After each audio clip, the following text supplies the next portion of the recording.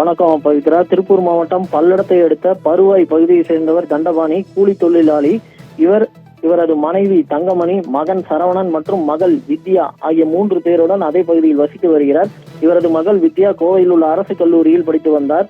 இந்நிலையில் வித்யா திருப்பூர் விஜயாபுரம் பகுதியை சேர்ந்த வெண்மணி என்பவரை காதலித்து வந்துள்ளார். கடந்த சில தினங்களுக்கு முன்பு இவர்களின் காதல் விவகாரம் வீட்டிற்கு தெரிய வந்த நிலையில் வித்யாவின் பெற்றோர் காதலுக்கு எதிர்ப்பு தெரிவித்து வந்ததாக கூறப்படுகிறது. இந்நிலையில் கடந்த 30ஆம் தேதி தண்டபாணி மற்றும் அவரது மனைவி இருவரும் கோவிலுக்கு சென்றதாகவும், மகன் சரவணனும் வெளியே சென்று விட்டதாகவும், 3 பேரும் வீடு திரும்பிய போது வீட்டில் இருந்த பீரோ வித்யாவின் மீது விழுந்ததில் ரத்த வெள்ளத்தில் வித்யா பேச்சு மூச்சின்றி இருந்ததாக கூறப்படுகிறது. இதனைத் தொடர்ந்து 108 ஆம்புலன்ஸ் வரவழைக்கப்பட்டு ஆம்புலன்ஸ் ஊழியர்கள் பரிசோதித்ததில் வித்யா உயிரிழந்ததை ஆம்புலன்ஸ் ஊழியர்கள் உறுதி செய்துவிட்டு சென்றதாக கூறப்படுகிறது.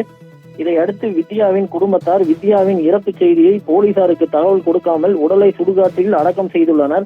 இது தொடர்பாக தகவல் அறிந்த பருவாய் கிராம நிர்வாக அலுவலர் பூங்கொடி, வித்யா மரணத்தில் சந்தேகம் இருப்பதாக விசாரணை செய்ய வேண்டும் என காமநாயக்கன்பாளையம் காவல் நிலையத்தில் புகார் அளித்தார். அதன் அடிப்படையில் வழக்கு பதிவு செய்த போலீசார் பல்லடம் வட்டாட்சியர் சபரிகிரி தலைமையில் திருப்பூர் அரசு மருத்துவக் கல்லூரி மருத்துவமனை பேராசிரியர்கள் உதவியுடன் உடலை தோண்டி எடுத்து சுடுகாட்டிலேயே வைத்து பிரேத பரிசோதனை செய்தனர்.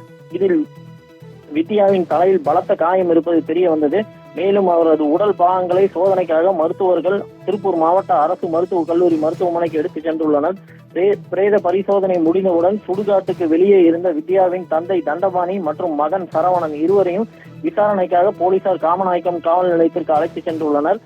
இதனால் அப்பகுதியில் பரபரப்பு ஏற்பட்டுள்ளது. மேலும் முழுமையான உடற்கூறு ஆய்வு முடிவுகள் வெளியான பின்னர் தான் உறுதியான தகவல் தெரிய வரும் எனவும், தற்போது வித்யா தலையில் அடையாளம் காணப்பட்ட காயம் பீரோ விழுந்ததால் ஏற்பட்டதா அல்லது வித்யா அடித்து கொலை செய்யப்பட்டாரா என்பது தொடர்ந்து போலீசார் வித்யாவின் தந்தை மற்றும் மகனிடம் விசாரணை மேற்கொண்டு வருகின்றனர். பவித்ரா, விவரங்களுக்கு நன்றி ஜெரி.